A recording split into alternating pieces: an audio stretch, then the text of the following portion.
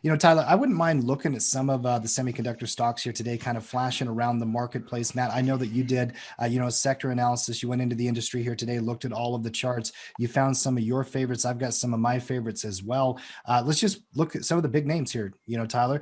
Taiwan Semiconductor, TSM, for example. I have very little interest in the short term here, but I still love this company long term. So from a chart perspective, this one's lower on my list, Matt, as we're breaking support here literally today. There's not a technical trade there. Does anybody see anything I'm not?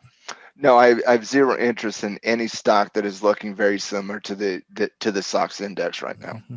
Well, let's look at the SOX real quick.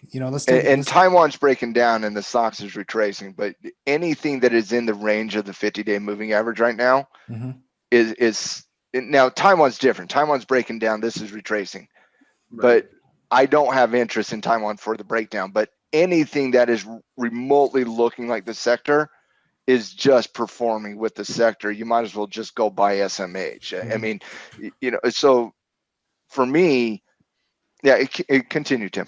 Well, no, and then there's some areas that are absolutely outperforming. Like I looked at Texas Instruments this morning. Yeah. We're talking about in pre-production. See, this is not working right with the industry or the sector there. It is actually outperforming, breaking into new highs. It hit a new high just yesterday. So TXN, relative strength here, obviously. So there is some nice areas. NXPI, a nice little pullback, fill NXPI real quick. A pullback filling the gap that it put in just a couple of weeks ago, coming back into an old level. There are charts that are grabbing my attention relative to the others. What about you guys? Matt, what did you pick up on? What grabbed your attention? Well, and again, if you're looking at the SOX index itself, you're looking at a little bit and if you come back to either SMH or SOXX, either one's perfectly fine. When you're looking at the index itself, you got to be a little concerned about the index in the short term. Obviously, the Intel news was a little bit of a net positive to the sector today, but we're talking about still looking at an environment where, very similar to the NASDAQ, caught up into that bond market storyline, the inflationary, how that's going to impact growth storyline. You're caught up in a technical condition short term where you're looking at a potential bearish retracement, and intermediate technicals look like a little bit of a head and shoulders reversal formation. And so you're in the muck right now with the semiconductors, and that's why I said I don't really have any interest in the short term on anything that remotely looks like the sector, because you might as well just go do the sector, and I have concerns about the sector.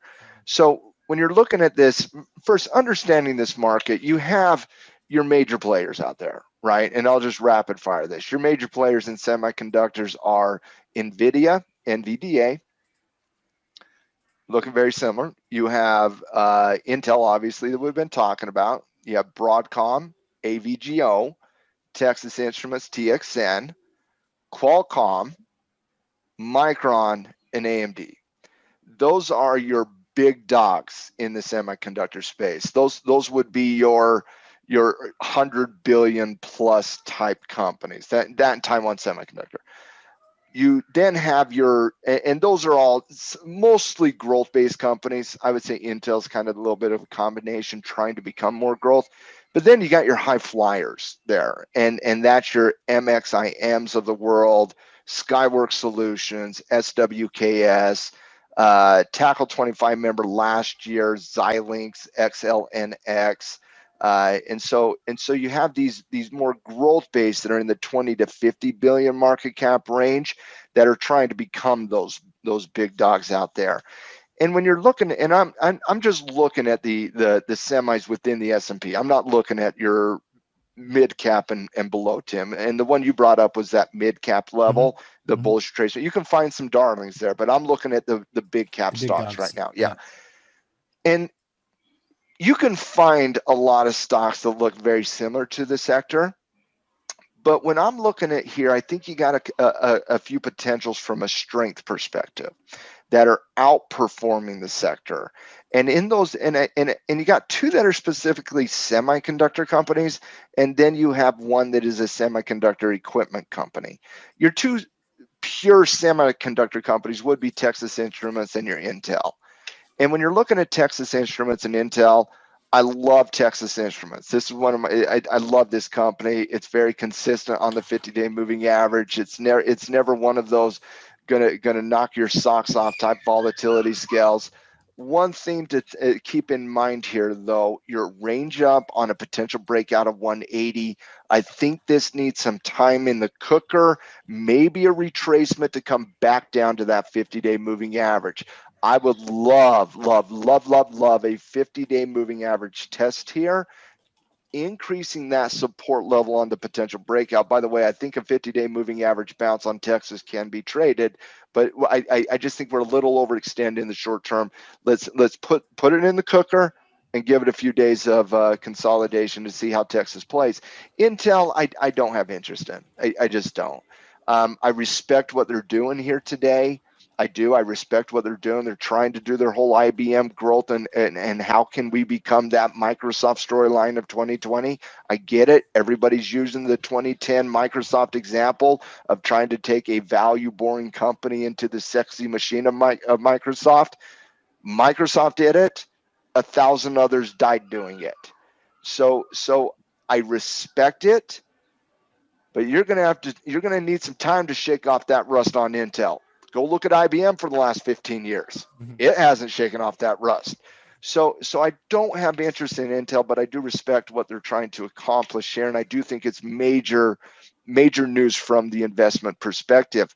But when you're looking at the strength, you're looking at Texas and you're looking at Applied Materials here, AMAT. Now, Applied Materials is not a semiconductor company. It is a semiconductor equipment company.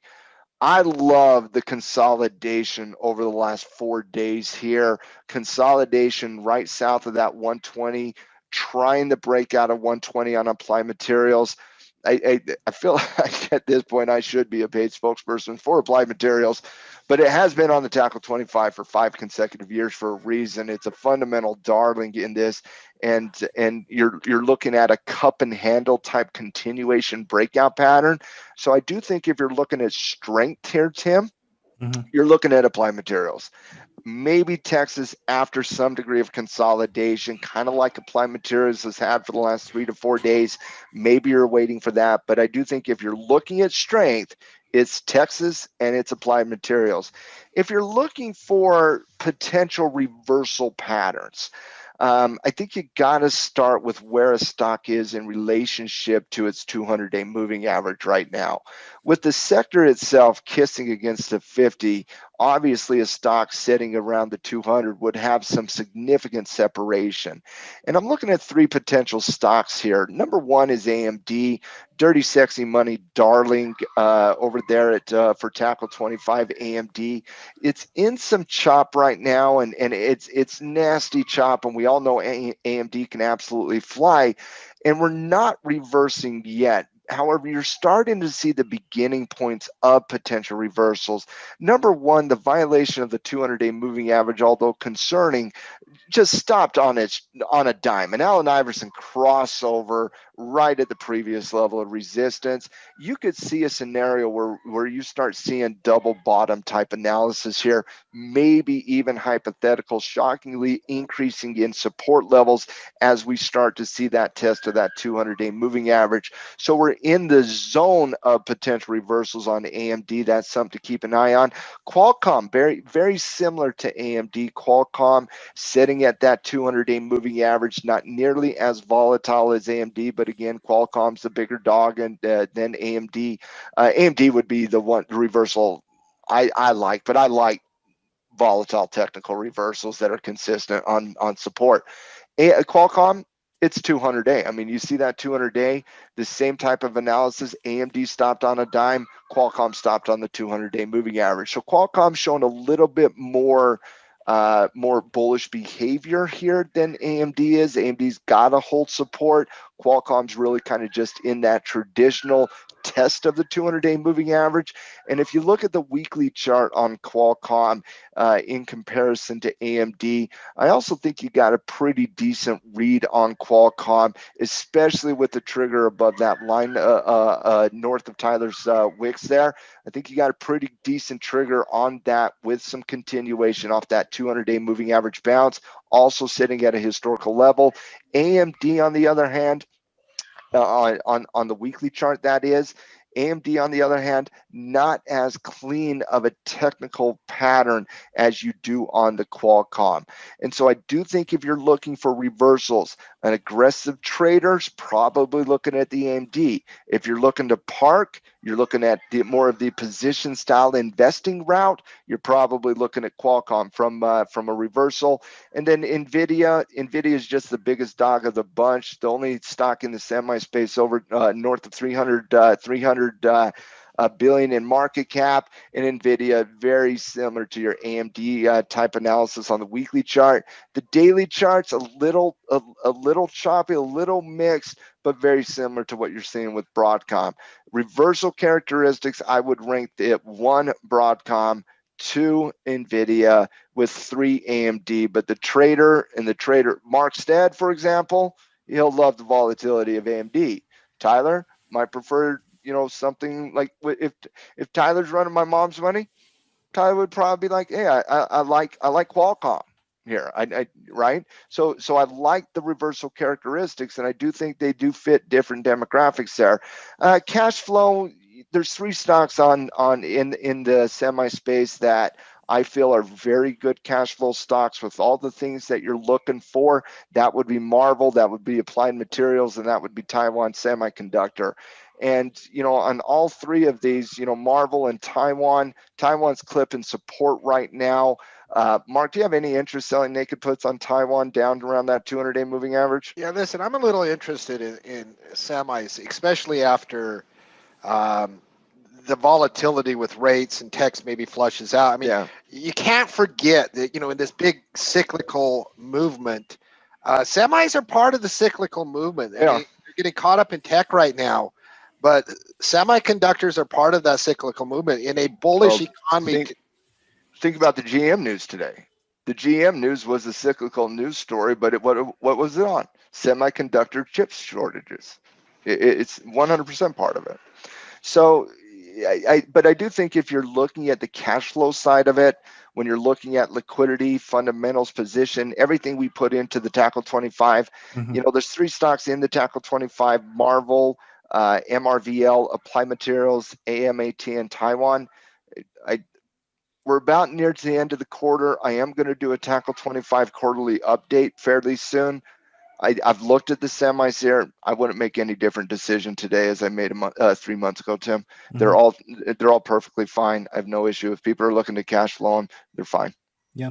Well, and AMAT, not just fine. It's obviously breaking into a new high here today. That's a beautiful looking chart if you're looking for momentum. But I'm interested in some of these deeper, retracements and pullbacks and sell-offs like you just walked through, Matt. That was a very, very good. I think we need time. I do, but I do think you got some fairly decent standard reversal characteristics in Nvidia and Qualcomm on the 200-day moving average bounces. I like Qualcomm a little bit better there. AMD needs some time, but you got a technical reversal pattern happening there. But again, the strength, you're looking at Texas and Applied Materials. Yeah, fantastic job. Thanks for the roundup on the industry. I appreciate that. Tyler, anything you want to add to semis? No, I think it's a good reminder that when these guys get beat up, if you like them longer term, I mean, your job is to stalk them and look for bottoming patterns. If you believe in the long-term fundamental growth story, then they're all eventually buys. It's just a matter of when. And if you don't have to try to catch a falling knife and buy Taiwan Semiconductor today. Maybe it drops to 100 and it gives you a nice bottoming pattern. I think it just goes to show that you don't want to completely abandon a sector when it falls out of favor, particularly one that you may like semiconductors. You just have to be patient.